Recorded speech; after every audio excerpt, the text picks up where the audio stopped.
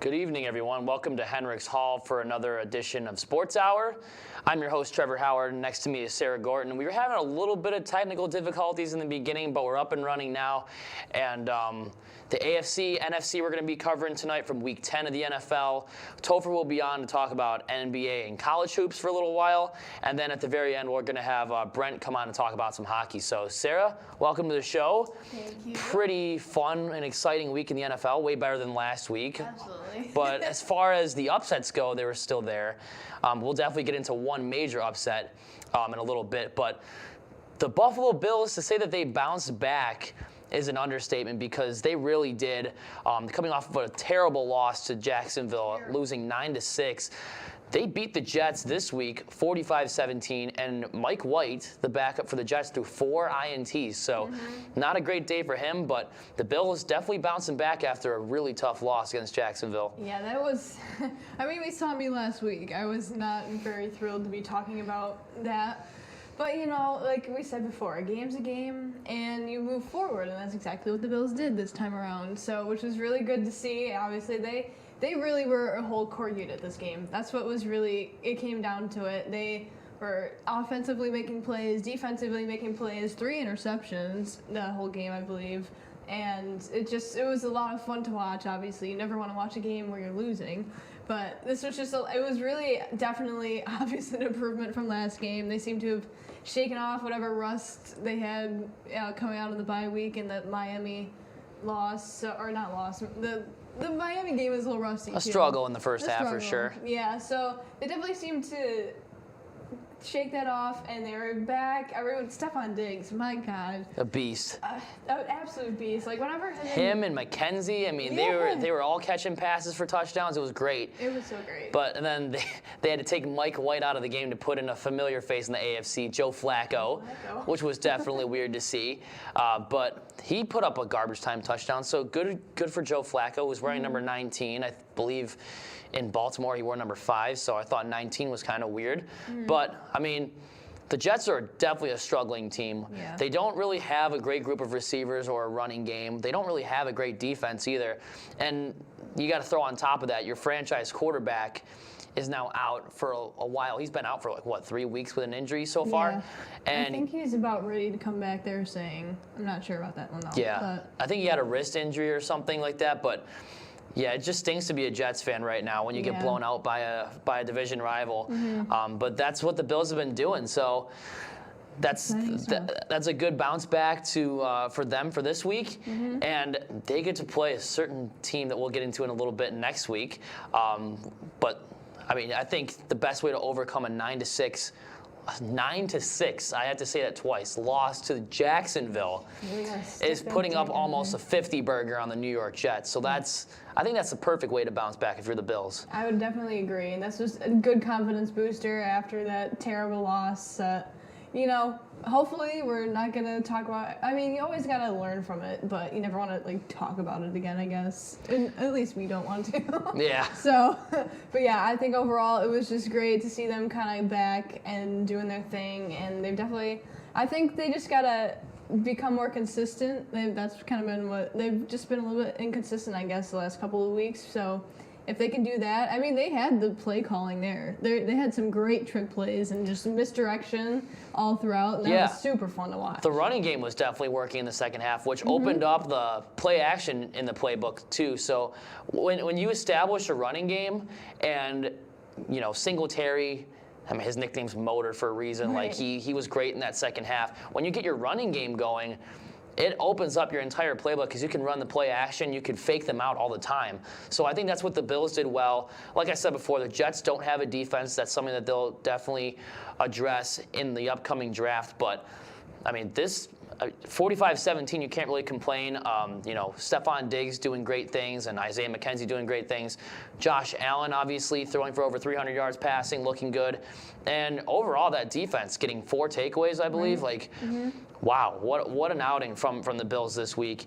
And that team that they're facing against this week are these boys in the blue and white. So we'll get into their game in a little bit, too. But Buffalo definitely strutting their stuff after that win against the Jets. In New Jersey, by the way, because Buffalo's the only team that plays in the actual state of New York, so don't let anybody tell you different. That is true. I think our former host, Kevin Syracuse, will be the first one to tell you the Bills are the only team that play in New York, and he's definitely not wrong either. I remember seeing his story the other day. He Yep. posted the same thing. And he's absolutely right.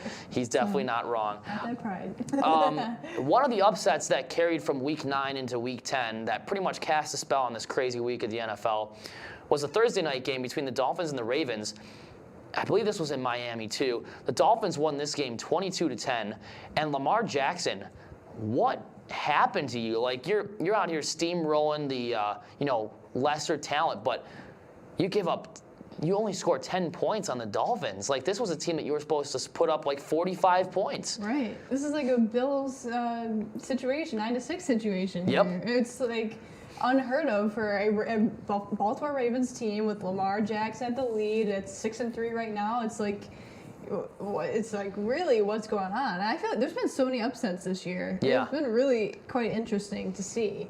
But I know, having that interception and then Tua Tagovailoa only had 158 yards. Yeah, I think because Brissett was actually starting that game, and he left with an MCL injury, I believe it was, in the third quarter.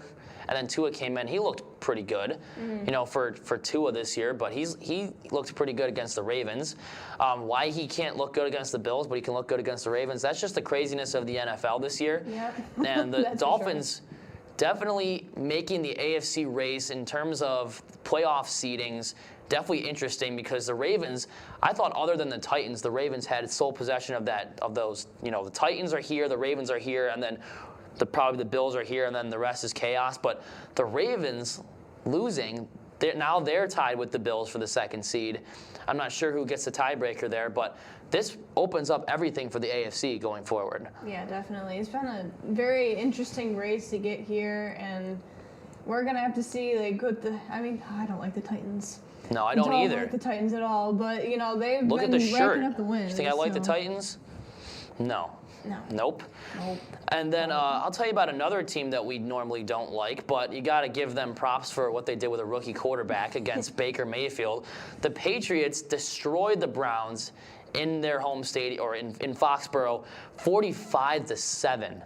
And Baker Mayfield left the game in the third quarter with an injury, and Case Keenum had to come in. It was just all around bad for the Cleveland Browns. But this is a game where Mac Jones felt it the whole way through, throwing touchdown passes here and there. He looked great.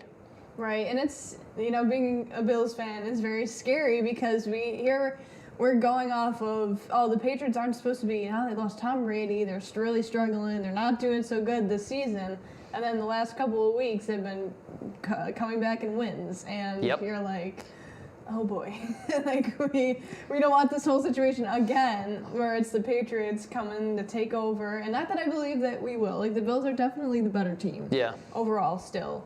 But it's still just a terrifying thing after the Patriots have dominated the whole AFC the last however many years. 10 years at least. Yeah. So it's definitely 3 Super Bowls, I think. Yeah. But we mentioned the AFC race. The Patriots winning just makes that running a lot closer with other teams. The Colts, my team, over the Jaguars, 23-17. It wasn't pretty, but they got it done. Wentz looked terrible. I'm not going to say much about him. Michael Pittman is a third down maniac. They call it third down in Pittman because he leads the league in NFL in third down reception or third down yardage. But Trevor Lawrence and the rookie Dio Odangbo punching the ball out to win the game. It was close, but they're back at 500. They started off the season 0-3. Mm-hmm. I'll take the win, but man, Okay. Hey, you still won. We didn't. So. Yeah. The Eagles over the Broncos, 30-13. This was unexpected too. The Broncos starting off the season 3-0, and the Eagles having a pretty rough start to the season. They come into Mile High Stadium and blow them out. Jalen Hurts looked like an All-Pro in that game, when I'm not really convinced that he is just yet. Right, and he had 178 yards throwing and 2 touchdowns, and was looking good. But like you said, not convinced that he's an All-Pro in the situation for sure. So we'll have to see how that plays out the rest of the season, though. And then the last game in the AFC, this was also a shock to me that I didn't see. This was a battle between the 2 AFC West teams. On Sunday night, the Chiefs actually destroying a team this year after struggling the whole time. They beat the Raiders, who were actually a pretty good team too, 41-14. They flipped the score on them. Right. And I think Patrick Mahomes, that's a huge confidence boost for him going forward. And, just crazy stuff from the AFC.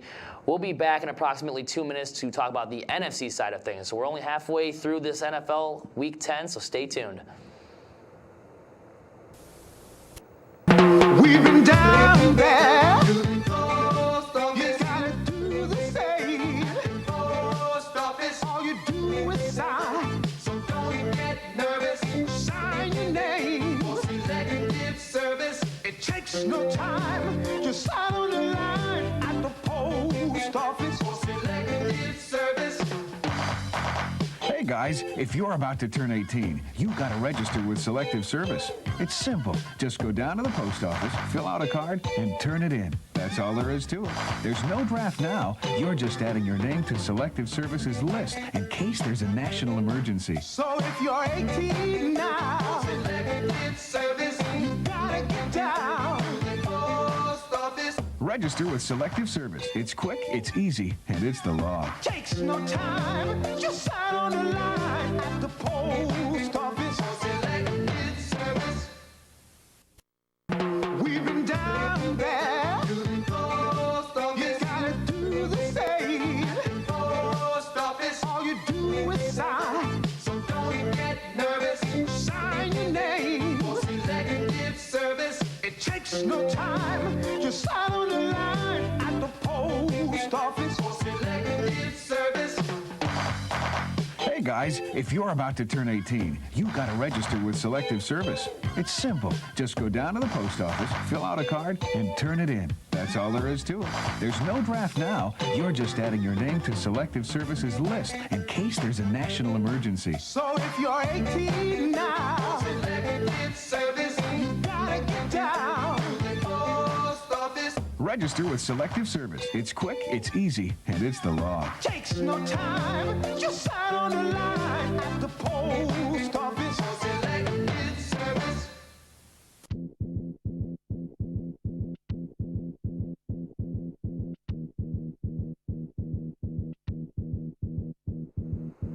Welcome back to Sports Hour. We're going to quickly recap the NFC side of things. Already in Week 10, which is unbelievable.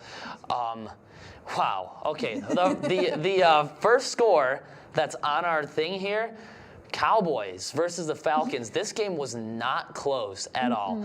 43-3 was the final score, and you put down here yeesh. That's definitely the word of the day when you're talking about the Falcons play on Sunday. Yeah. But I mean, it wasn't close from the start. Matt Ryan doesn't look like Matt Ryan. Dak Prescott's looking great. Yeah. And there's not a lot of great things to say about Atlanta. The Cowboys came off a bad loss last week, and they said, well, we're not going to worry about this again. And they went into their own stadium and beat the Atlanta Falcons by 40. Which is, I mean, I've seen blowouts, but I mean, we saw 45-7 and we saw 41-14, but this is 43-3. Yeah. Not much to say. Insane. Not much to say there. I mean, you got a clear winner and a clear loser on that one. So. And it wasn't close. No, not by any stretch of imagination. Oh, so. boy. But yeah, I mean, that's good for Dallas moving 7-2 now, and Falcons just 4-5. It's sad days for Probably them. tanking for another draft pick, maybe looking for another quarterback. I don't even know, but Yeah, I don't think Matt Ryan's going to ever win that Super Bowl, which is tough because he was 25 points ahead in that one against the Patriots, and then they gave it away. So that stinks for Matty Ice, but you know what? That's what happens in the NFL. Like, Dan Marino never won one. Boomer Esiason never won one. Andrew Luck never won a Super Bowl. Yeah. Jim Kelly never won a Super Bowl. Yeah. But you know, I think Matt Ryan's going to get up there and probably be one of those best quarterbacks of all time to never win one. But the Cowboys, I mean, Dak Prescott has a legitimate chance of winning MVP, I think, this year, or at least comeback player of the year with the way he's been playing this year. Outside of maybe a couple weeks, he's been looking good. Yeah, I totally agree, and especially after that insane injury last year. Yeah. It's just honestly crazy that he's back this season already, to be honest. So, and it's, you know, just props to him. He's really been playing great, and I mean, the record shows it, the score shows it. So For sure. Yeah, so he's doing great. And another close one. This is an AFC versus NFC game here. Tennessee wins again, and Trevor Siemian this close to taking the Saints to victory against Tennessee. And the Titans just barely beat them 23-21. If the Saints kicker knows how to kick a field goal, or an extra point rather, they go to overtime. But instead, they have to go for 2, and Siemian can't hit the broadside of a barn door, so they lose that game. 23-21. The Titans are 8-2.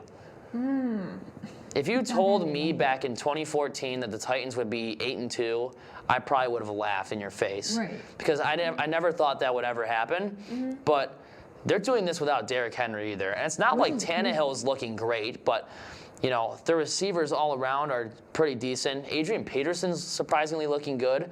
But I mean, Tennessee is definitely running away in that division. Yeah, it's annoying, but you know, it's pretty crazy too, the fact that they're doing it without Henry now, because he's obviously not playing. Best running back in the game, I think. Yeah, he's definitely up there at the top, and so, but that's what everyone was saying at earlier on in the season. They're like, wow, yeah, he's going to be the person in the lead for this team, and now here they are still winning without him. So I mean, I guess they're doing stuff right, as much as it pains me to say it, because you know, not our favorite team if you're a Bills fan, but they're definitely doing something right now, and they keep winning. The record shows it, and everything keeps showing it. So we'll have to see how long they're gonna keep leading that division.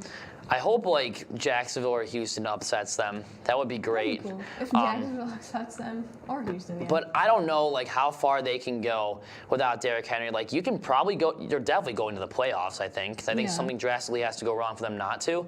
But like, how far can you go without the number one running back in the league? I don't know if they're Super Bowl caliber, and I could be eating my words on that later on. But I don't really see them being that Super Bowl caliber team just yet. Yeah, I would have to agree with you on that one. I think that they don't have like the consistency, I think, as a whole, as a group, and they really are counting on Derrick Henry, to come back for that. And Tannehill, like you said, is like, he's playing good, but he's not like our A-list quarterback that we typically look to. Yeah. So it's going to be interesting to see how they go about the rest of the season, and when Derrick Henry comes back, like how well they do. So.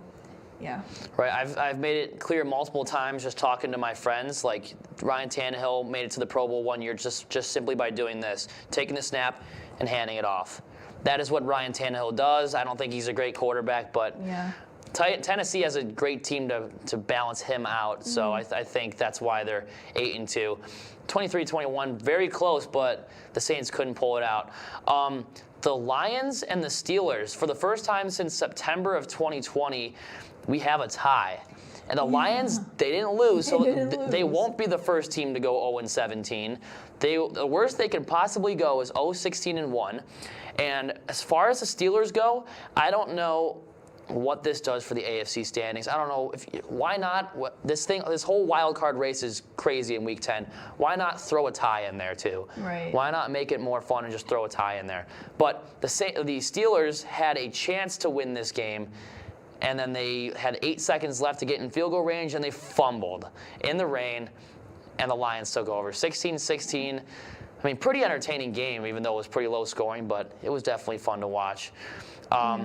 Washington, thank you, Taylor Heineke, so much. for beating Tom Brady and the Bucs.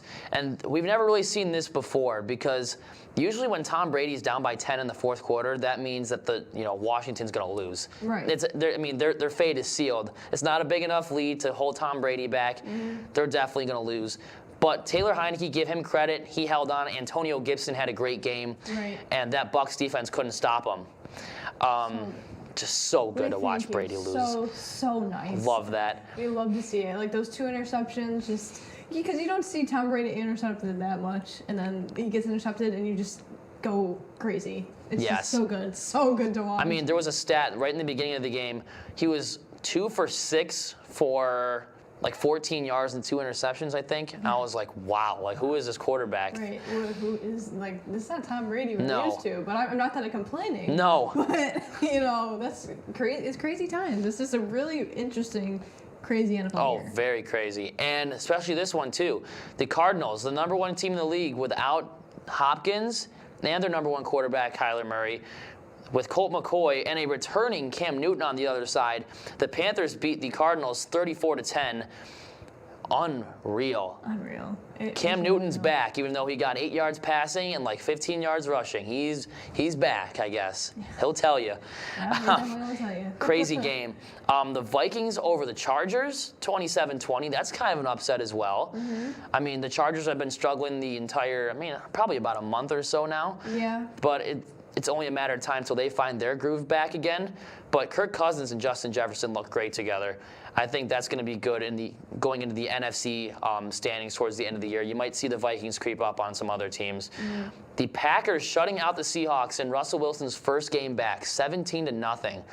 I've never seen Russell Wilson play this poorly in a game before. Yeah, I'd agree too. Like he's definitely one of those quarterbacks that we are not used to seeing playing like this. Kind of like when Mahomes at the last few games up until this last one has been not on the money. Like Russell's one of the greatest that have been around in the last couple of years. So it's definitely unheard of in that sense.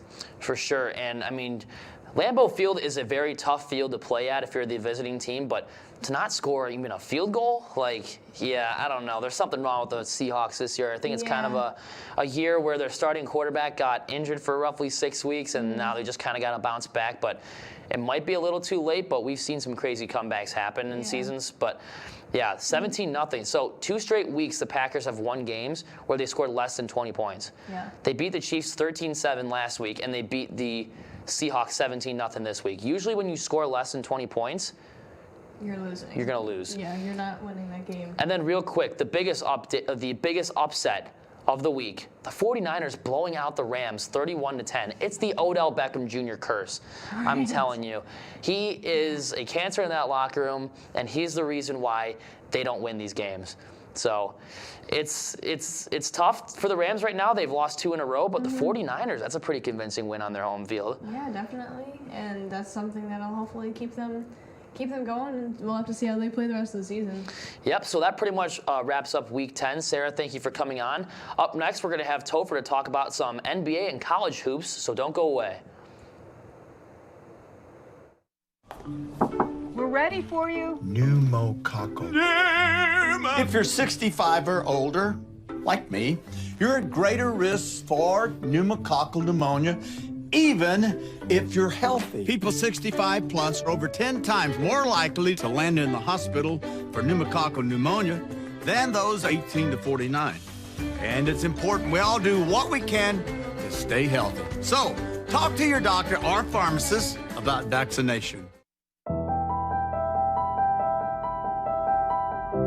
Hope. Where are you hiding? I search for you in the seconds, the minutes of each and every day. Hear me as I call out to you. Take my hand. Lift me up as I lift up others.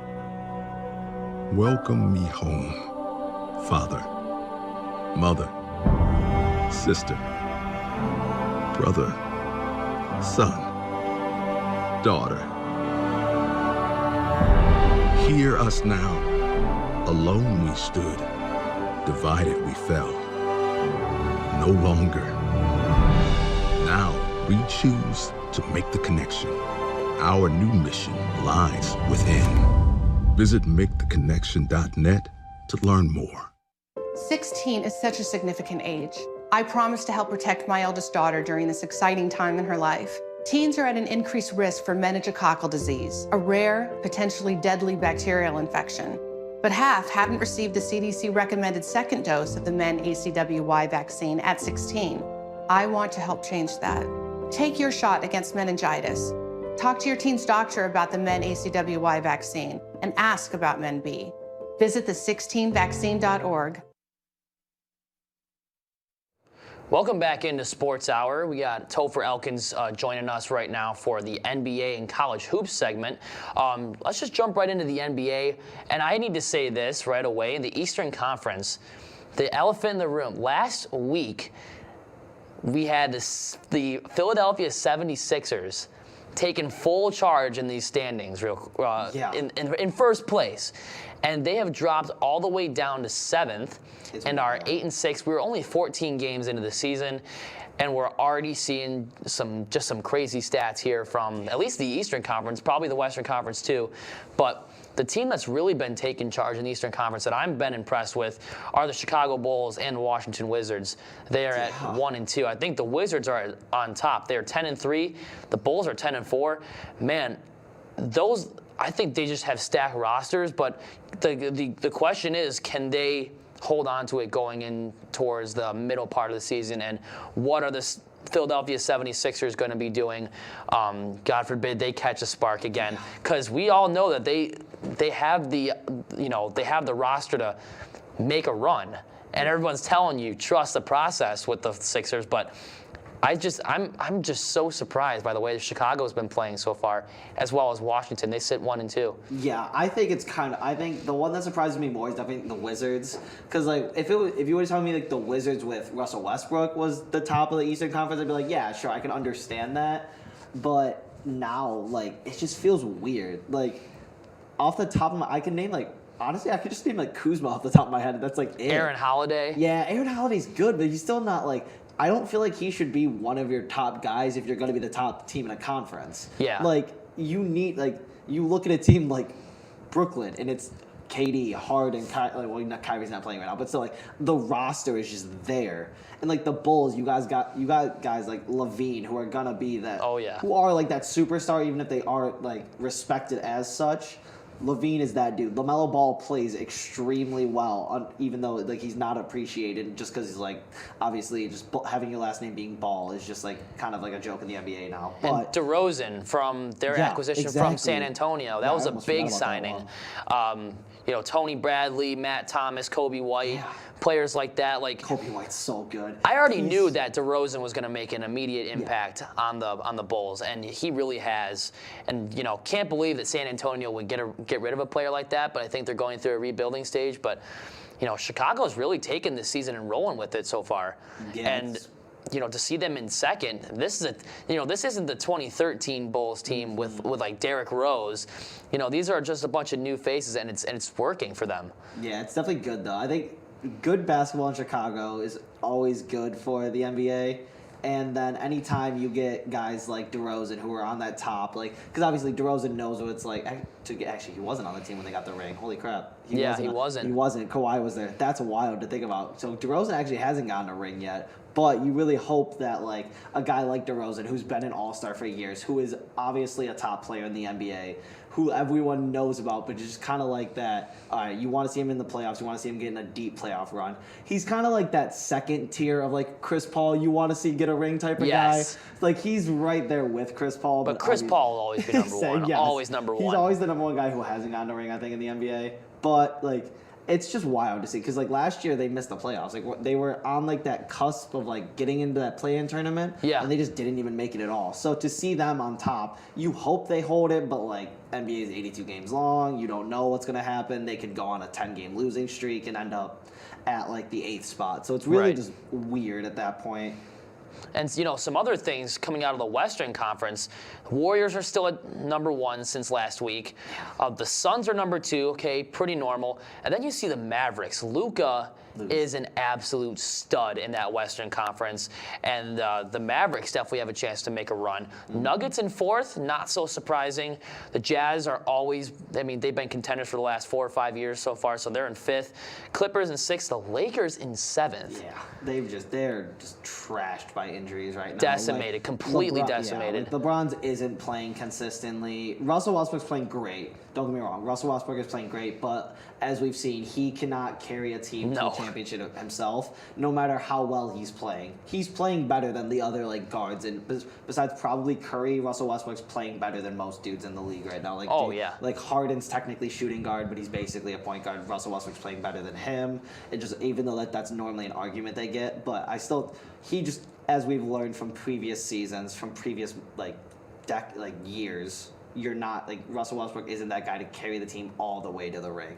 So you need to see them get healthy in order for them to be that championship team that we already everyone expected them to be the lock. And when they do get healthy, I was just going to say, expect them to go on a tear because absolutely. I remember the acquisition of Westbrook over the summer, and everyone was saying the Lakers are going to break the league. They'll be the next dynasty. They'll be this is their 5th dynasty in team history probably. And then the start of the season, LeBron goes down, and there's a bunch of other players that get injured. And then Anthony Davis is never 100%. AD is always playing injured. Yeah, or even if he's playing, he is never 100%, so it obviously hurts his production. But just because you mentioned the Mavericks earlier, that is the team I think. Obviously, we're very far away, not even close to trade deadline season. Yeah, 14 games in. Yeah, but you need to get Luka help if you're gonna be you need to get him that number 2 guy. Kristaps is there, but you need that signature number 2 guy. Oh yeah, because at the moment he is just carrying the team. It's wild. You definitely need a 1-2 punch. LeBron has Davis. Usually when he's healthy. Remember back in the day, Tony Parker and Tim Duncan? Yeah, that was 1-2. Or if you want to look at it the other way, Duncan and Ginobili. It was always those guys. And, all those teams that win the championship have the 1 to 2, maybe 3 guys that... Yeah, because it was last year, it was an underrated one being MVP Giannis and Middleton. Oh, yeah. But Middleton is great. Don't get me wrong, I love Chris Middleton, but he's not known to be top of the league number 2 guy, but he still he was a great companion to Giannis because of their different play style. You could tell he was having a lot of fun just playing with Giannis too. I would have a ton of fun, and I'm 5'9", and I probably wouldn't shoot anything. You wouldn't need to. Giannis. Give it to Giannis the whole time and get some assists. Absolutely. But yeah, you definitely need that 1-2 punch if you're going to make a run. And Dallas is setting themselves up perfectly to make a move when the deadline gets here, or maybe when the offseason rolls around, because this Western Conference is still up for grabs. Same with the Eastern Conference too, if you think about it. Yeah. But we're seeing some, kind of like the NFL, we're seeing some teams that we really weren't expecting going into the season to make a run, and they have been making a run so far. And just looking at one score from yesterday, Sacramento beating Detroit in their own house, putting up 129 to 107. Yeah, those are 2 very interesting teams to watch. I assume Detroit's not going anywhere. They had number 1 overall pick. They're gonna they're probably gonna tank to get another top 3 pick and just partner Cade Cunningham with another rookie. I have no idea who it's going to be yet because college is chaotic right now. It always is. Yeah. Whoever you think's the best player in college right now never is by the end of the season based off multiple things unless you have a Zion type prospect. But obviously that's probably what they're going to end up doing unless, 2 weeks, I could be dead wrong and they go on a 10-game winning streak and Cade Cunningham looks like the breakout player. So Exactly. With NBA, you never really know, so it's kind of wild. With Detroit, they're definitely a tricky team because I thought as soon as Blake Griffin left, I'm full rebuild. Yeah. But as it stands right now, I am kind of right on that prediction. They're 3-10 in their first 13 games. Sacramento is 6-8, and I thought they would be the clear-cut chance of getting the number 1 pick in the lottery. Because other than De'Aaron Fox, who do the Sacramento Kings really have? Mm-hmm. No, that's for sure. I actually don't know. I love De'Aaron Fox. I loved him at Kentucky after but he just got wasted on a bad team.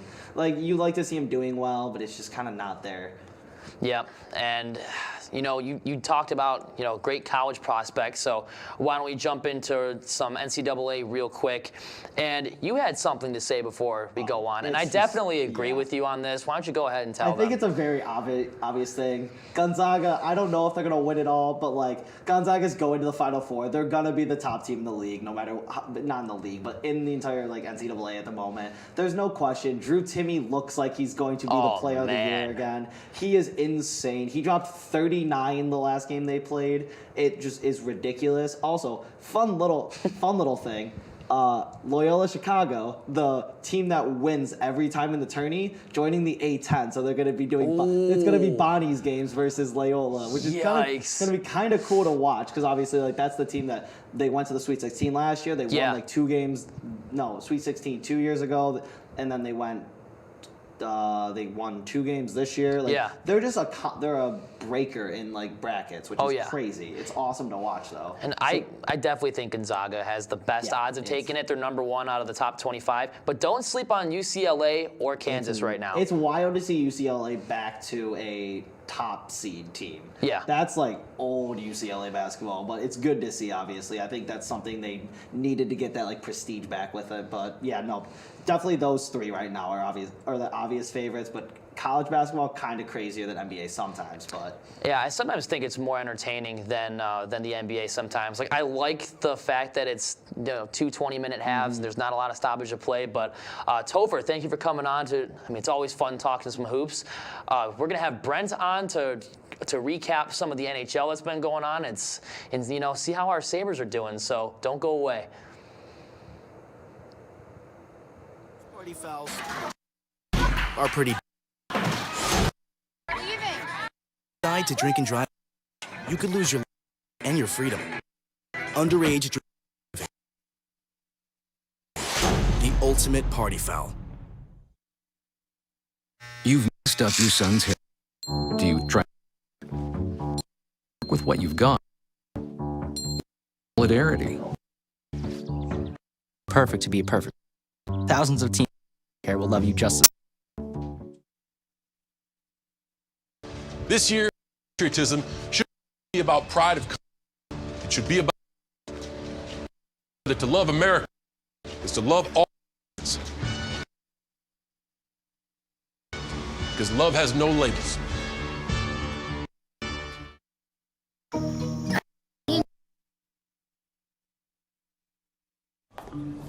We're ready for you. Pneumococcal. If you're 65 or older, like me, you're at greater risk for pneumococcal pneumonia, even if you're healthy. People 65 plus are over 10 times more likely to land in the hospital for pneumococcal pneumonia than those 18 to 49. And it's important we all do what we can to stay healthy. So, talk to your doctor or pharmacist about vaccination. Hope. Where are you hiding? I search for you in the seconds, the minutes of each and every day. Hear me as I call out to you. Take my hand. Lift me up as I lift up others. Welcome me home, father, mother, sister, brother, son, daughter. Hear us now. Alone we stood, divided we fell. No longer. Now we choose to make the connection. Our new mission lies within. Visit maketheconnection.net to learn more. 16 is such a significant age. I promised to help protect my eldest daughter during this exciting time in her life. Teens are at an increased risk for meningococcal disease, a rare, potentially deadly bacterial infection. But half haven't received the CDC-recommended 2nd dose of the MenACWY vaccine at 16. I want to help change that. Take your shot against meningitis. Talk to your teen's doctor about the MenACWY vaccine and ask about MenB. Visit the16vaccine.org. Welcome back to our final segment of Sports Hour. Brent is back to talk some hockey. It's always great to talk some puck. And breaking news for tonight, though, the Sabres just beat the Pittsburgh Penguins in Pittsburgh. The final score was 2-1. Goals from Colin Miller, great to see, 30 seconds in the second period, and Kyle Oposo. Let me just run you down on the shots on goal from both teams. Buffalo, 19. Pittsburgh, 46. And the Sabres won the game. So, when that old saying, the puck just has to bounce your way, that's exactly what happened with the Sabres tonight. And Dustin Tokarski, if he's not the first star of the game, who is? I don't know who is, honestly. But, I mean getting game. outshot 46-19, being 1-4-1 on the road this year. But, I mean, in all reality, we've faced some good teams the past couple games. Just playing Edmonton, facing against, going against McDavid and Draisaitl. We had our Cousins going up against McDavid. I mean, that was an unreal game. That was an unreal game for us, an unreal statement game, if I would say, because that ended Edmonton's winning streak. And then we go on to face Toronto, who just got Matthews back a little bit ago, and they started winning. And close game. That was also a close game, only losing by 1 goal. Yep. And then the Penguins, honestly, going into tonight's game, they really haven't looked that well recently. They've allowed 6 goals in their past 2 games. Right. And they lost to Washington 6-1, and tonight was only Crosby's second game back. They still don't have Malkin. Yeah. So, I mean, I don't know what the record is at home, but yeah, I mean, I predicted this one to be 3-2, but hey, I'll take the 2-1 win. I'll definitely take the 2-1 win. And, there might be some reason why the Sabres are winning the last 2 out of 3 games. And there's a lot of speculation to why they're doing this. I think it's because of the introduction of their team dog, pretty much like their new mascot, Rick. He was introduced to Rick Jeanneret on Friday night. That was his first Sabres game ever. Rick the Dog's Rick Jenneret's been here since '71. Rick the Dog's first Sabres game. And they go on to come back and win that game against the Edmonton Oilers. Leon Draisaitl netting 2 goals, Connor McDavid looking great. And, I remember watching Dylan Cousins' press conference, and Don Granato just told him straight up, I want you to cover McDavid on that line. Yep. And Cousins was probably thinking, are you serious? How can I cover a guy like Connor McDavid? But he did a great job scoring the second goal to tie it and scoring the third goal, which ended up being the game-winning goal. Obviously, Rick definitely brought a spirit into that arena. Yeah. And, Sabres looked great that night. 3-2 was the final. Yeah, and even on that day, the day of, they put out a story in the morning where they asked Cousins after practice how he felt going against the matchup with McDavid, and they said that the way he answered and responded and his posture with it, that's why they put him in against that matchup. They just felt he was that confident, and clearly he was. Yeah. That's just something you don't really see out of players like that young, going against a guy like that. That's just I give a lot of credit to Cousins for that. I do too, and I think what Don Granato said was, I just want you to go out there and stop him. So basically play defense on offense against McDavid. But then he goes in there, not only does he basically shut him down, but he scores 2 goals. And McDavid was a -1 that night, even though he got an assist. And, they looked great that night, ending their winning streak, of course, keeping trying to contain Draisaitl as much as possible, even though he scored 2 goals. There was a little scare in the beginning of the game. Darnell Nurse, from an impossible angle, almost scored that goal over Tokarski's shoulder. But they ended up holding on to win that game. It was great to see a regulation win against a good team like Edmonton. And then Saturday night, so they played back-to-back. And the Toronto game was a little bit crazy. It was very back and forth. At one point, Toronto was up 3-1. All of a sudden, the Sabres come back and tie the game at 3. And then Toronto takes a 4-3 lead. Sabres tie it up again. And this is with the Sabres' third-string goalie, Aaron Dell, who really is not very good. He was struggling a lot in Rochester. And, Dustin Tokarski was on, I think, 4 straight games, and Anderson's hurt. So they had to give him a day's rest, and giving up a goal with 11 seconds to go, not even getting a pity point in overtime, that loss just stung. Not even a good goal either. Yeah. Just such a bad luck goal. What are we gonna do in that situation?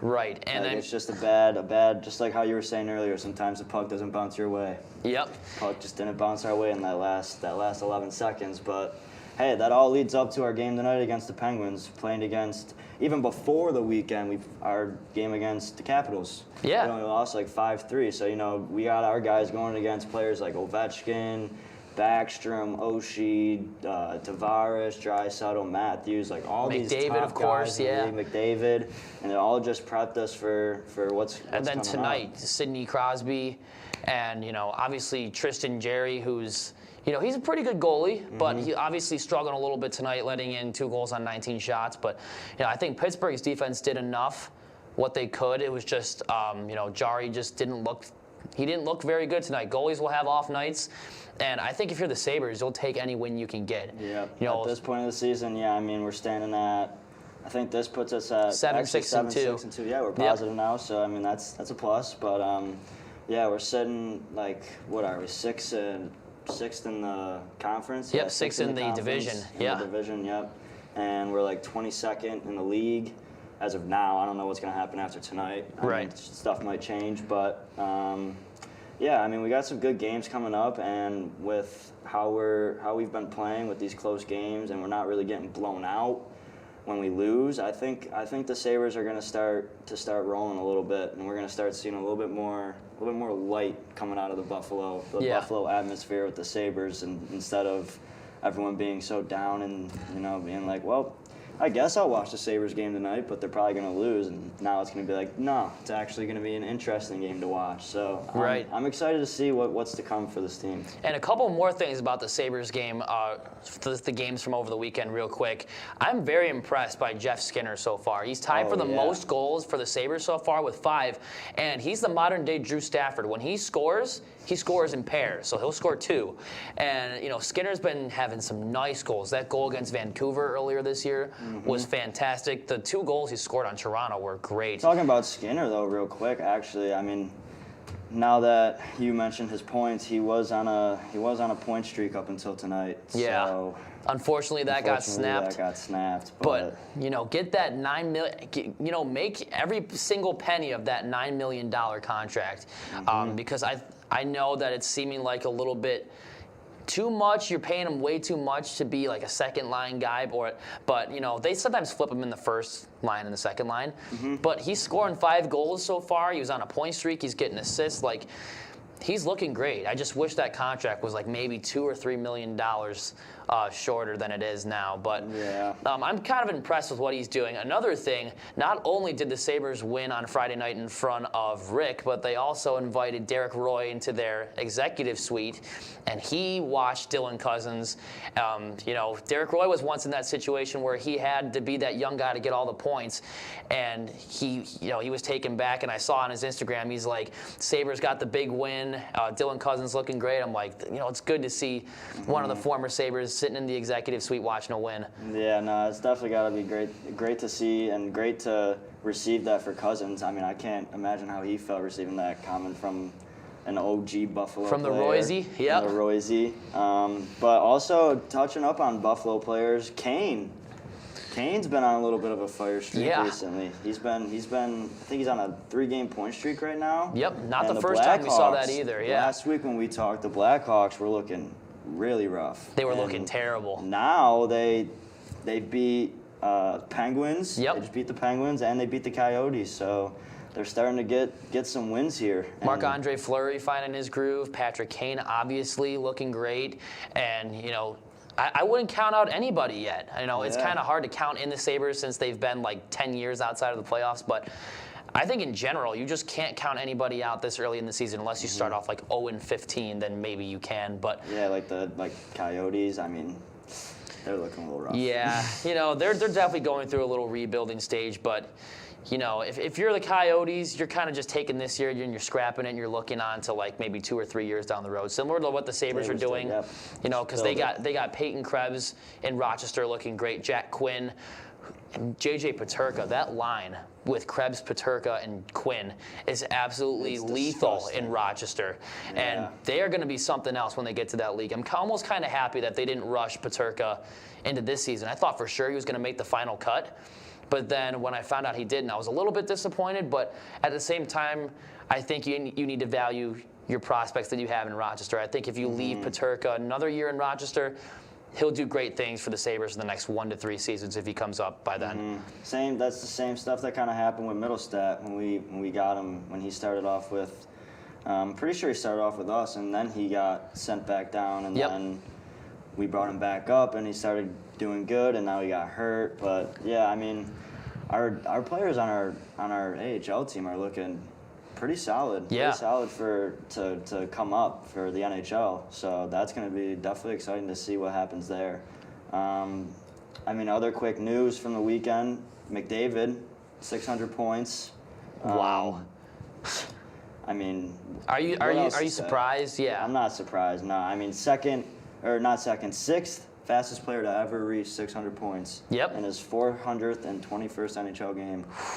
And I mean, those are like NHL 22 numbers right there on like my career or something, or be a pro. On rookie mode. On rookie mode, yeah, I'd be getting 600 points in 400 games too. But another big part of the news, Alex Ovechkin passing Brett Hall for 4th of all time in goals scored. He will catch Wayne Gretzky because I think he has 3 more years at least on his contract. And even if he doesn't get it, the Washington can re-sign him for a couple 1-year-long contracts until he beats that. And even now, I feel like him like personally himself is just at a point where he's like, I'm not stopping until I already have a cup. Yeah. This is the only thing I have left to play for it. So so you might as well just play until he gets it, because he can easily reach it. I mean, he's #1 goal scorer in the league the past couple of years, so yeah, I have 100% confidence that he can reach it if he keeps going with how he's playing. Now, in reality, I think Alex Ovechkin should have passed Brett Hall maybe just over a week ago if that Brett Hall skate in the crease goal didn't count. Yeah. You know, it shouldn't have counted. But, you know, I wasn't even alive for that, so I really can't be mad about the no-goal 1999 thing with the Sabres. But, yeah, Alex Ovechkin is definitely up there with one of the greatest players of all time. Now he just has to catch Jaromir Jagr and then someone else in front of him. I think it's Gordie Howe. Was it? Oh yeah. And then it's Wayne Gretzky. Yeah. So he's got a couple major hills to climb. And Jagr, he's only at Ovechkin's at 742, and I think Jagr is 760 something. Yeah, 760. So he's got about like 20 something more just to reach Jagr.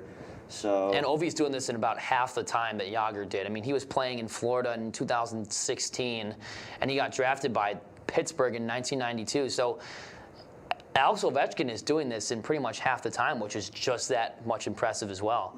It's just crazy to see that these players that get drafted years ago when we were getting born, and you know, now that they've been playing in the league for so long, as we're getting older and noticing the accomplishments that all these players are making, it's really interesting to see. Definitely. It really is. And touching up on another thing, Subban, I don't know if you saw this, he got caught up with another slew footing incident.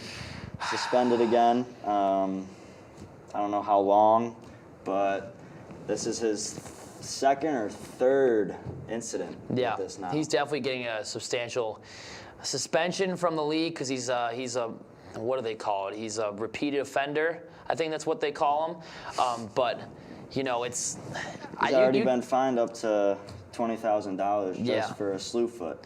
You can make the argument he hasn't been the same since he got traded out of Montreal. He was pretty good when Nashville was making that playoff run.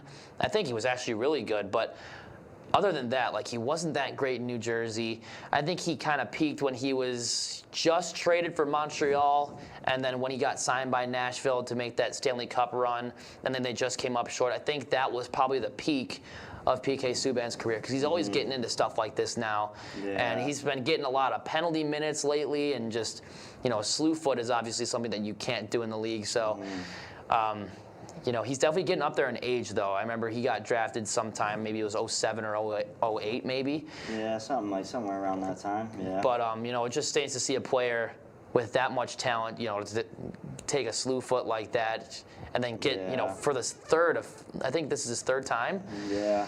But, you know, for PK, he's still a pretty good player. He's a good player, yeah. But you just can't do that on the ice. Yeah, it's the same thing with like other players doing the butt-ending stuff, and Yep. it's just and the spearing.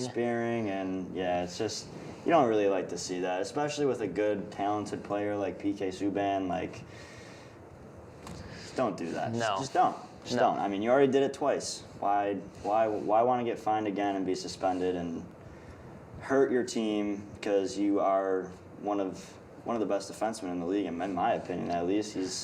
He's been showing it the past couple of years. It's just he's been getting into, like what you said, he's been getting into some rough incidents. But hey, I don't know what's gonna happen. All I know is that it's third time suspended. Maybe the league doesn't let him play. Maybe they do. They probably will because it's PK Subban. They'll probably give him 2 games max, and then maybe if he appeals his suspension, they'll probably knock the fine down like 25%. Yeah, he'll have to pay like that. $15,000 or $16,000. But just real quick, some live scores right now. We are in the third period between the Flyers and the Flames. They are tied up at 1. A final from Sunrise. The Panthers win again, and this time they destroy the Islanders 6-1, who've been struggling a lot lately this season. Sabres over the Penguins 2-1. Maple Leafs shut out the Predators 3-0 at home. The Rangers beat the Canadiens 3-2 in Madison Square Garden, and the Sharks are beating the Wild 3-1 right now in the third period. At the end of the second period, Blues over the Coyotes, or the Blues and the Coyotes are tied up at 2, and the Jets are beating the Oilers 4-0. Wow. Just as they started the third period, and I almost forgot this one, the Stars right now are beating the Red Wings 3-1 with 5 minutes to go in the second. So some pretty good games going on tonight. Yeah. And, can we just talk about how great Florida's doing right now? Oh, unreal. Them and Carolina. Oh, man. I never thought like a team like Carolina or Florida, teams that are kind of in the bottom of the barrel when it comes to average attendance during the regular season. But now I think the Panthers and the Hurricanes are definitely giving their fans something to, hey, maybe we'll buy season tickets next year. Because Reinhart, the dude is insane. Reinhart, yeah, so, I mean, they're just... Oh, Carolina went to the playoffs last year, and they're still having a good season this year. And Florida adding Reinhart, they're also going to be... Montour as well. And Montour. They're going to be 100% a Stanley Cup contender this year. But looking at the Sabres' upcoming games real quick, we got the Flames, Rangers, and then Blue Jackets. So it's going to be a couple winnable games there, I think. Yeah, interesting week. All these teams these are going to be good games. I would say the Sabres pull out 2 out of the 3. I think so as well. And with that said, Brent, thank you for coming on. Thank you for tuning into this latest episode of Sports Hour. We'll be back not next week because it's Thanksgiving break, but the week after that. Same time, same place, Hendricks Hall. We'll see you then.